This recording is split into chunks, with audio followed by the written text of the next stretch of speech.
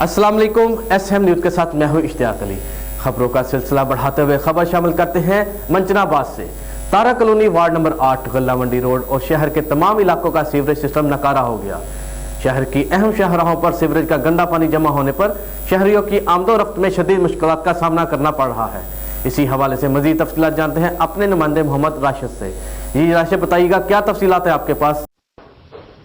जी बिल्कुल, ये मनाजर मंचनाबाद Tarak colony ward number 8 गला मंडी रोड समेत शहर भर की अहम शाहराहों के हैं, जहां म्यूनिसिपल कमेटी के नाअहली शहरियों के लिए दर्द सर बन चुकी है। जगह जगह पर खड़े सीवरेज के गंदे पानी से उठने वाली बदबू और ताउफुन से इलाका मकीनों का सांस लेना दो भर हो चुका है।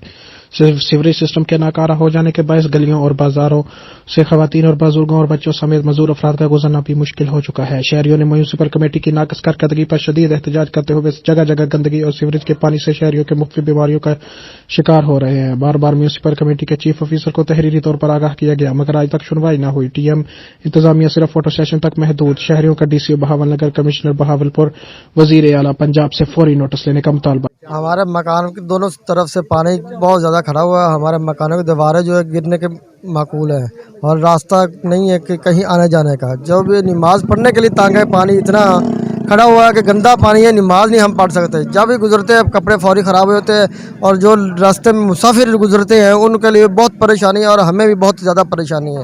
लिहाजा मेहरबानी करके इस बात के लिए नोटिस जारी किया जाए और हमें सहूलियात मुयस्सर की जाए। कैमरा टीम के साथ राशिद ढुड्डी, SM न्यूज़ मंचनाबाद। बहुत शुक्रिया राशिद, हमें तफसीलात से आगाह करने के लिए। अब तक के लिए इतना ही। मजीद खबरों के लिए देखते रहिए SM न्यूज़।